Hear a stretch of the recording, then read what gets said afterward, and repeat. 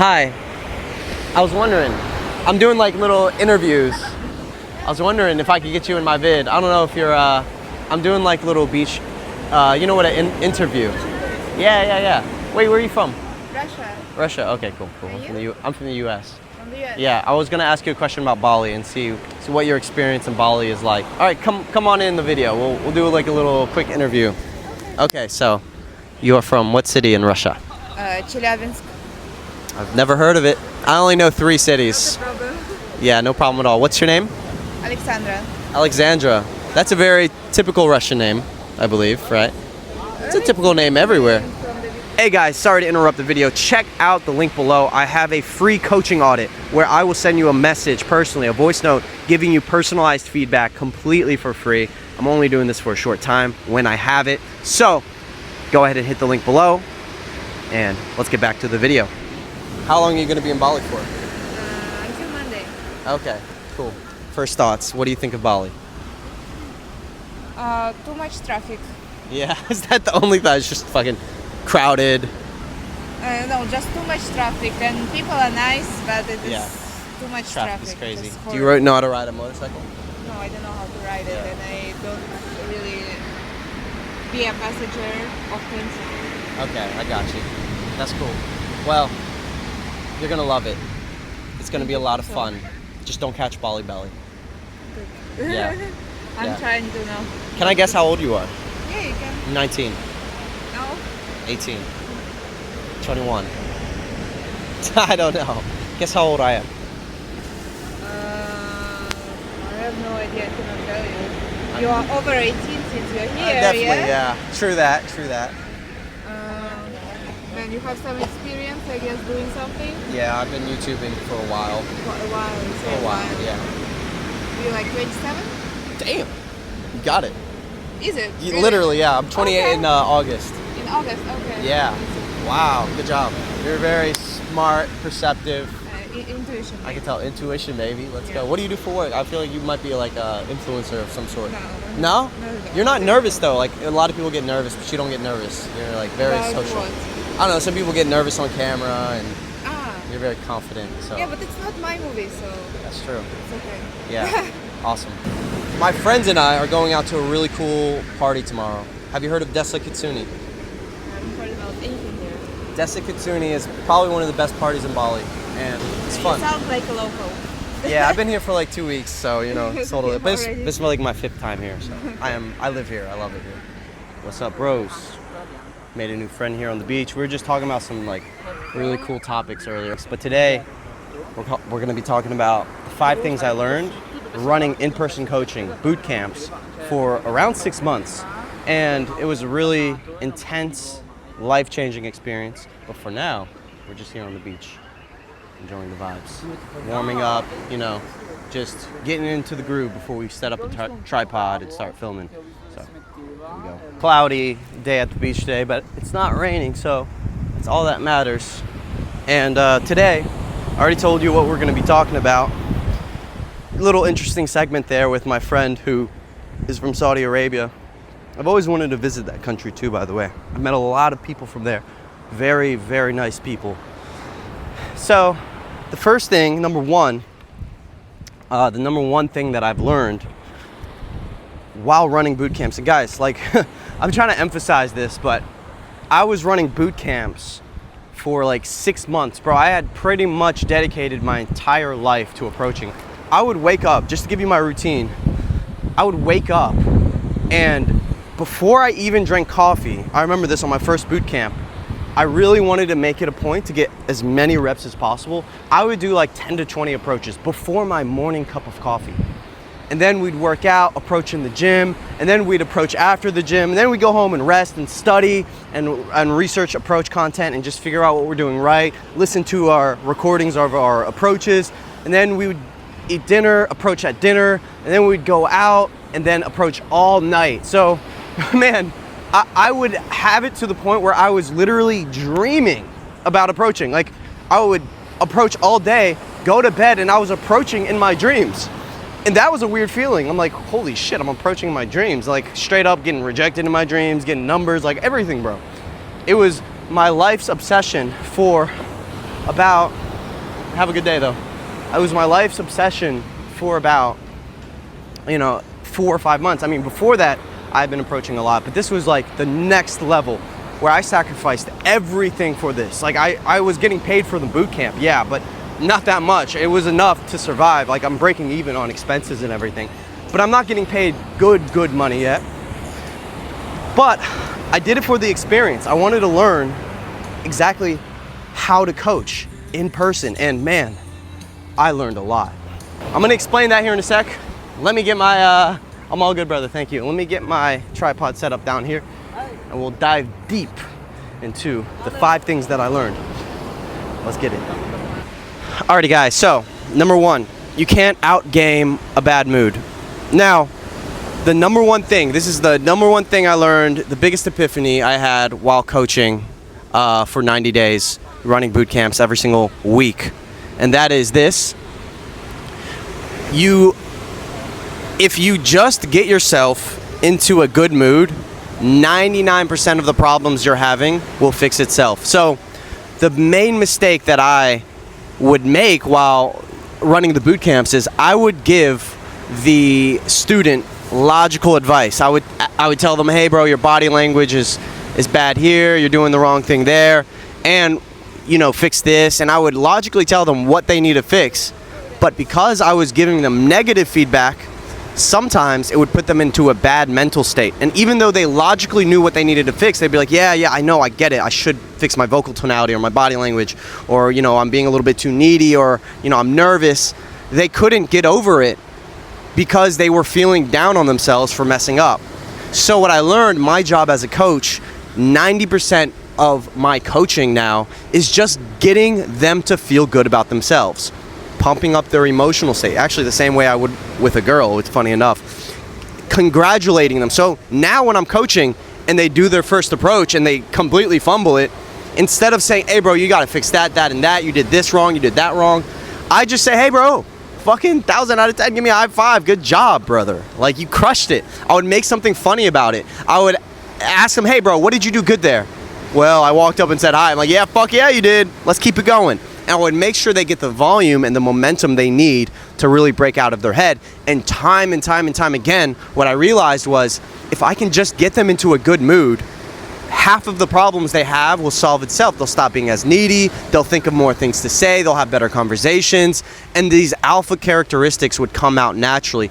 And then from there, the last 10%, 90% is getting them into a good mood. The last 10% was actually giving feedback once they're in a good mood. But dude, try giving feedback for someone doing cold approach while they are struggling. It's hard for them to actually take on the lessons. Now, sometimes they would do something that was really bad, like maybe they're like jumping in front of the girl and like scaring her away or doing something bad. I'll course correct. I'll still, hey, don't do that, fix this and that. I'm not going to be completely no feedback at all. But for the most part, the main focus was just get them in a good mood. I actually tested this once with a student. I said, okay, today I'm going to give you all harsh, negative, and feedback. I'm just going to critique every little thing. And that was his worst session with me. He said he hated it. He couldn't enjoy it. And then the next day I said, all right, bro, I'm going to test this out. Today I'm giving you almost zero feedback besides at the end. All I'm going to do is pump you up and make sure you have a good time. And that was his best fucking day. So it made me realize, okay, well, half the battle is just getting in a good mood and pushing them to approach and saying, hey, don't bitch out and do the approach. So half the battle for you guys is just approaching and congratulating yourself. If you can do that, 90% of the battle is won. And then you can watch videos on how to approach, and you can course correct, and you can take care of all the technical aspects. But I think guys are so focused on the technical, they don't realize that naturals, people who are good with women naturally, they're just good at controlling their emotional state. They listen to music that makes them feel good, they hang around friends that are positive, and they have wingmen that cheer them on, and they enjoy approaching. So half the battle, and what I try to teach guys to do, is actually enjoy the process of approaching. Actually have amazing conversations. Don't be needy. Congratulate yourself after each approach because you did it, and who the fuck would have the balls to do that? 1,000 out of 10, keep that shit going. And then you actually fix most of the problems you have. So a lot of guys will ask me, well, I can't think of what to say and I can't hold a conversation. Dude, after like 100 approaches, that will fix itself. And yeah, bro, you just got to get yourself in a good mood. That is half the battle. Emotional control. Get yourself in a good state, and I promise you, 99% of the issues will solve itself. And how do you get in a good mood? You take massive action. You approach like crazy. You do not judge yourself for any approach. You minimize the time in between each interaction that you have. You talk to everybody, and then you start to get some social wins, some positive feedback from people, and you start to learn and do it and keep on fucking going. That's number one. Here is number two. And sorry if it's a little wavy, the wind's out, and I don't feel like I've been holding it the whole time, like trying to talk to you guys, but I want to relax a bit. Number two. Before I give you number two, I want to explain where I got this epiphany from.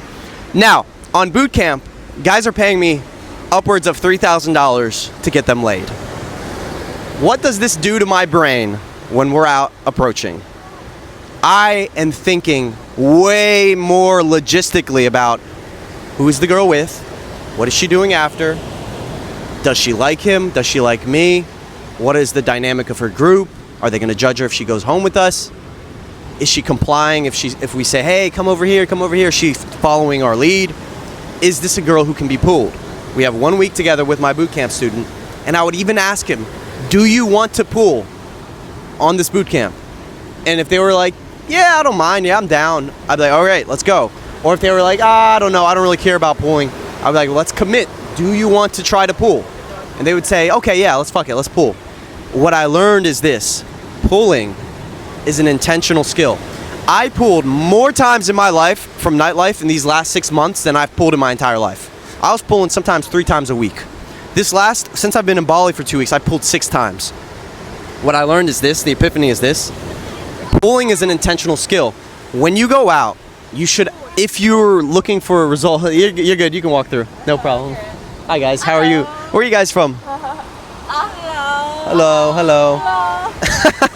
Awesome. So pulling is an intentional skill. What I learned is when you're out at night and you treat it like you have a gun to your head, like if you don't pull, you're dead. Or if you treat it like someone's paying me $3,000 and I get $3,000 when I get the pull, you best believe you get way better results. Instead of thinking, okay, how do I get validation? How do I get the girl to like me? You think, logistically, how can I pull? Your results will skyrocket. What I learned is pulling and getting a girl back home with you is an intentional skill. 80% of my energy at night, I'm thinking logistics. Within 5 minutes, I usually know if a girl can be pulled or not. Sometimes within like 2 minutes. And if I feel like she can be pulled, I've got it to where I'm 80% of the time, I'm correct. Like, I'm like, okay, I feel like she can be pulled. Oh, hey, who you know, we're dancing, we're vibing, we're talking. Who are you here with? How do you know your friends? Oh, you just met them today. Got it. It's just like little things like that. I'm like, okay, this girl can probably be pulled. What are you doing tomorrow morning? Oh, you don't leave until 7 p.m. That's when your next flight is out. Okay, got it.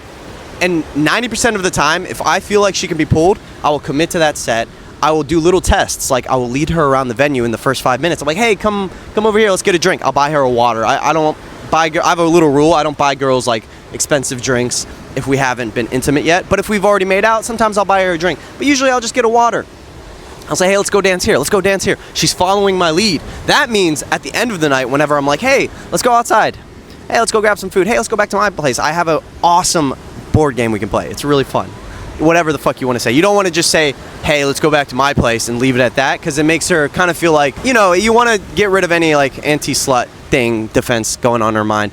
But listen, the bottom line is this, guys. Girls go out because they want to go home with a guy. Believe it or not, I know a lot of you guys probably don't think that. I promise you 80-90% of the girls going out want to go home with a guy. And that's also why during these last 90 days, I don't like day game anymore. Like, yeah, dude, I will approach during the day. I do it all the time. I did it earlier. But most of my energy for the game now is directed at night. Why? Because the girls there are pre-qualified. What does that mean? What do I mean by saying pre-qualified? They are there to meet a guy. 80 to 90% of the girls there are somewhat interested in meeting a guy if they're not already with a guy. Now, if they're not attracted, they might reject you. The rejections are much harsher, but that's because they're actually interested in meeting a guy that night, so they're going to reject more. Whereas day game, logistically, how much percentage of people you're even running into are young, that you're attracted to, that are socially free, that don't have a boyfriend, maybe they're free to hang out today, and are, you know, like interested in doing that. It's so low, like the percentage is much lower. Now, certain day game spots like here in the beach at Bali are actually really good for approaching, because it's a younger crowd. Everyone who goes to Bali is usually single. They're trying to find themselves. They're having a good time. It's a vacation spot. So yeah, certain day game spots are better. Budapest is a pretty decent approaching spot, but nothing will ever beat night game. So what I learned is it's just 10x more efficient to approach at night.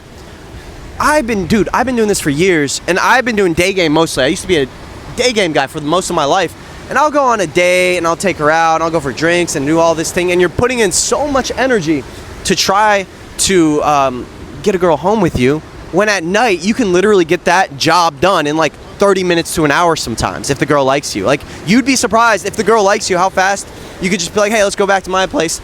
I wanna sing for you. That's actually the line I use a lot. Hey, I wanna sing for you. You wanna sing for? I wanna sing for you. I'll sing for her a little, give her a little taste, because I like singing. And I'm like, hey, I wanna go somewhere more private and sing for you. Come, follow me. You always lead. You never ask permission, because girls don't want to think. They want to just follow your lead. Now, obviously, if you have any resistance and they're not really wanting to.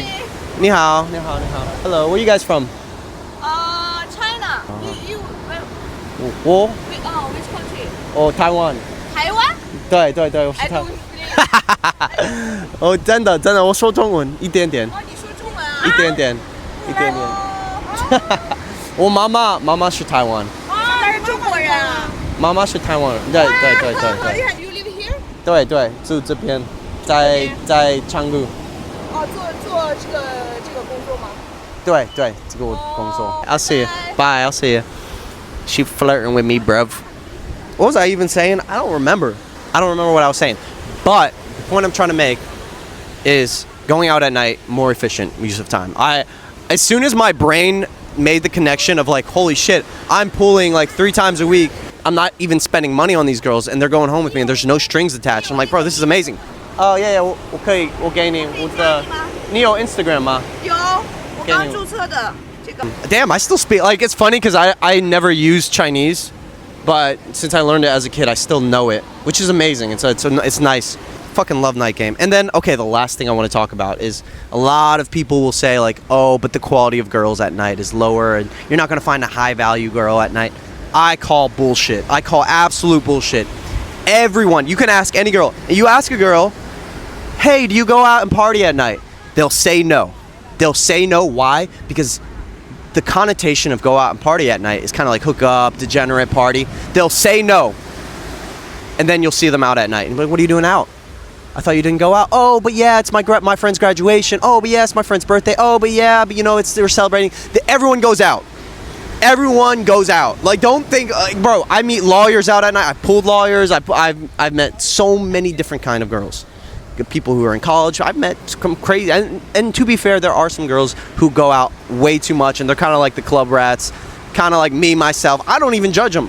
Yeah, you'll find a little bit of a party girl mix, but everyone goes out at night. You go out, you're meeting the same damn girls you meet at daytime. The only difference is they're more available to flirtation. So don't buy into that shit. Whenever a guy says that, I'm like, bro, you're so delusional, man. You tell yourself that because you're scared to approach at night, because it's intimidating. There's the bouncers who are mean. There's the fucking music that's loud. It's dark.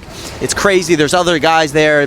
They're maybe cock blocking. At night, you're dealing with so many different logistics, and it's so much more challenging. But the reward, once you get better at it, is so much higher. You're pulling baddies at night. I'll invite girls at night.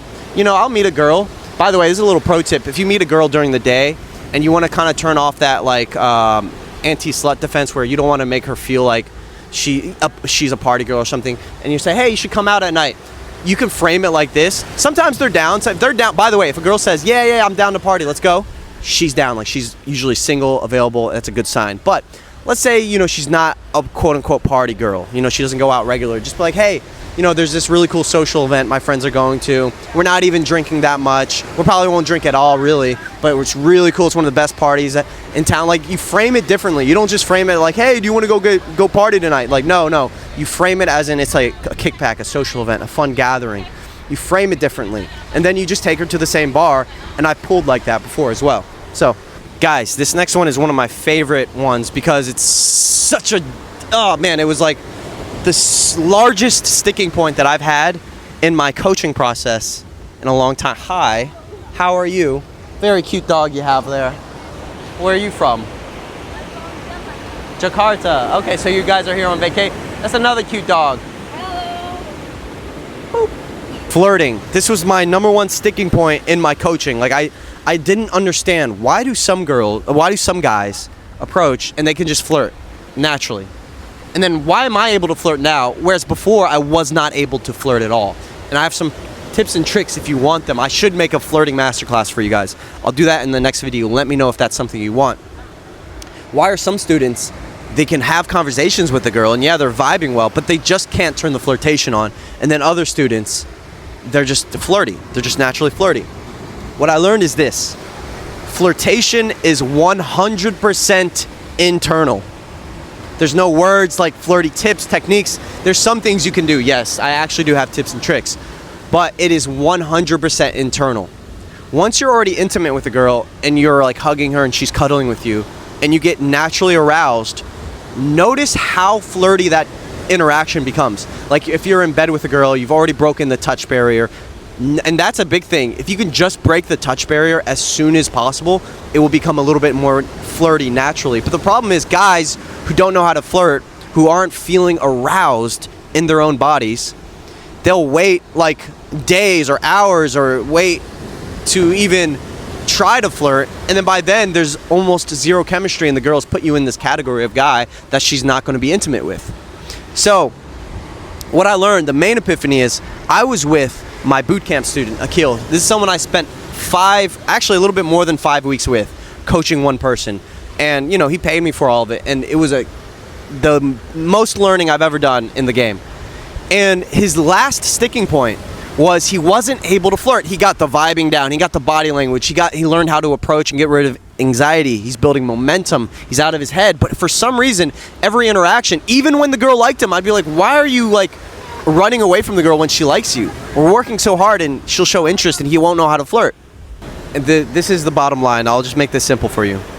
It's when you actually feel aroused. Like when you're actually getting, like you feel it in your own body, if you know what I mean. So I would ask my student, he's like, bro, I'm struggling to flirt. He would have like 50 conversations throughout the day. I'm like, okay, in which conversation did you actually feel aroused? Like, did you actually have feelings of like, oh my God, she's hot?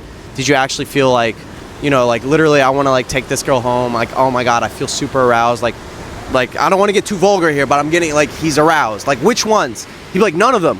I'm like, dude, at night, half my interactions I feel like that. And the ones that I feel aroused are the ones where it becomes naturally flirty. That's where you can say literally anything like, what's your name? And it's flirty. So being flirty isn't what you say, it's how you feel. It's all internal. It's not technique. It's internal, how you feel. And what I learned is there are limiting beliefs, anxiety. That's the number one thing, is anxiety and fear around becoming aroused. Because back in the day, I think this is an evolution thing. If you walked up into a new environment and you just started flirting with all the girls, subconsciously you're thinking, I could get hurt doing that. Like a guy might get matched, you might have a boyfriend. So you feel fear. I'll ask a guy to approach a girl and he'll freeze with real, genuine fear. And I'm like, why? Why is there this fear? I used to have it too. I got rid of it through massive action. So what I learned is my student that had the worst flirting was because of his anxiety. And whenever he finally got out of his head enough to get into a good mood, and we did things like meditation and ice baths and high intensity cardio and things that get you out of your head and get you into your body, he was able to flirt much better. And it was a mind-blowing epiphany for me. So, all right, number 4.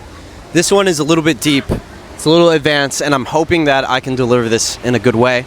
But it's genuinely probably my largest epiphany that I had from the last 4 months. It blew my fucking mind. All right, so I'm going to tell you a story to try to deliver this. 4 years ago, I went out with a friend who, at the time, had much better game than me, and I looked up to him in so many ways, and I still do. And at the time, I thought, he's so far ahead of me, how the fuck can I ever catch up to this guy? He's insane. And his game was very, very loud. He would walk up into a set, and he would damn, she was cute.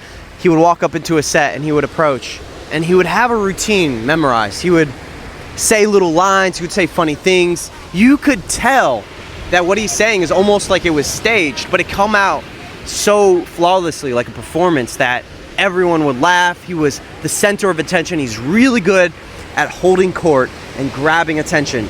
He has his routines down, and he's very technical. He had all these little techniques and all these little rules, and he was a very technical guy, and I respected him a lot. I actually learned a lot from him as well. He gave me a lot of good feedback.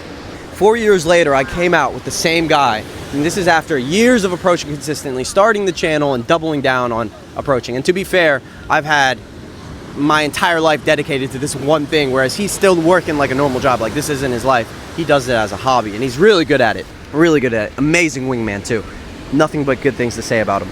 So we go out. I go out with him, and I was really like almost nervous to go out with him, or excited, because I felt like it was going to be a test, a true test of my game and how far I've come. This is at the end of my boot camps, because this guy smoked me last time we went out. He was so good and compelling that I couldn't even approach in front of him. I felt like his energy was just so overpowering. And I was like, all right, I'm just gonna do what I always do. I'm not gonna hesitate, minimize time in between interactions, gonna approach, get out of my head, talk to everybody, and let's just get the night going. And he runs his routines again. And we would walk up to like two girls, he would run his routine, he would have every line ready. And I would just kind of sit there, present, high self-belief, high positive emotions, high eye contact, flirtiness. And I would just sit there, and he would run his routine, and they would be laughing, and they would love it. And he was super charismatic, really good at opening, warming up the set. And at the end of each set, I was the one flirting more, I was the one closing, and I was the one potentially pooling more. What I learned is this: game, attraction, it is not about who is the loudest guy in the room. It is about who has the internal belief systems and who wants to flirt more. It is about who believes he is the fucking man. I've had it time and who is non-needy, who is congruent, who has clear intention, who is feeling good in his own body and feels like he deserves the girl. That's all attraction is. It's not who's the loudest. Being loud and being entertaining is one piece of the puzzle. It's good for warming up the set, it's good for expanding the energy, but if that is all you have, you're not going to get the girl. Well, that doesn't mean you're going to default get the girl. You can be, and I'm not saying this is my friend, but this has been me before, but you can be loud and entertaining, but more of like, oh, he's just a fun and entertainer guy, almost like someone who's just there to entertain us. And the guy who's quiet in the corner might still get the girl. So what blew my mind is that every set, since I had my approaching and flirtation dialed in more, I would end up getting the girl. He would walk up, entertain the set, and I would still be thinking more logistics. I would still be thinking more logistics. I would still be pulling and leading and eventually closing and making out with the girls and doing all these fun things. And while he was stuck in his theory-based mindset and thinking all these little techniques, I was just thinking results, like let's pull, let's win, let's have fun. I've had this experience, not just with him, with my friend, but this with different guys time and time again, where I'll be in a set with a girl and these random guys will just walk up and they'll be like, yo, what up, how's it going, nice to meet you. And it's super high energy and it's very overpowering, and it is actually very confident on the surface, but deep down, sometimes being loud is actually coming from a place of insecurity, and the girls can kind of feel it. And they ended up always rejecting the guys who were louder and just going with the guys who were cool, chill, flirty, believe that they deserve the girl, congruent, clear intent, and they would always go home with me. I would have guys who are taller than me, better looking than me, and seemingly more confident. And I would think, he's louder than me. I guess the girl might just go with him. We'll see. I'll just fucking ride this wave out. And they would always choose me, and I would wonder why. I'm like, fuck, I have no idea. And the epiphany that I came to was flirting, or attraction rather, is all based on internal beliefs. It's based on 5 principles, which is clarity of intent, congruence and authenticity, self-amusement, being free from outcome and not needy, and feeling entitled to the girl. That's what attraction comes from. It doesn't come from anything else. All right, guys, that's number 4. Let's get into number 5. Now, this is my favorite epiphany. Approaching, or rather, let's call it the game. Let's call this a sport. Let's treat it what it is. Treat it like it is. It's a sport. It's a team sport. This is not a solo sport. That's why I don't like day game as well. Like day game, yeah, you can go out with a wingman, but game and approaching is a team sport. You are going out with the purpose of getting girls, but you can do it with a wingman, and it is meant to be done with a wingman. When I was running boot camps for 4 or 5, almost 6 months, the best part was I always had a wingman. Even though it was my boot camp student, I always had a wingman. I always had someone to give me feedback. I always had someone to stay accountable to. I was going out very, very consistently because we were supposed to go out. And because of that, my growth accelerated faster than any other period of my life. And I had to self-reflect, and I thought about it. Any period of my life where my game got better was when I had a wingman and we were going out consistently. Find a positive wingman who wants to take it seriously and get better with his confidence, charisma, approaching, and game. Stop going at this alone. This is a team sport.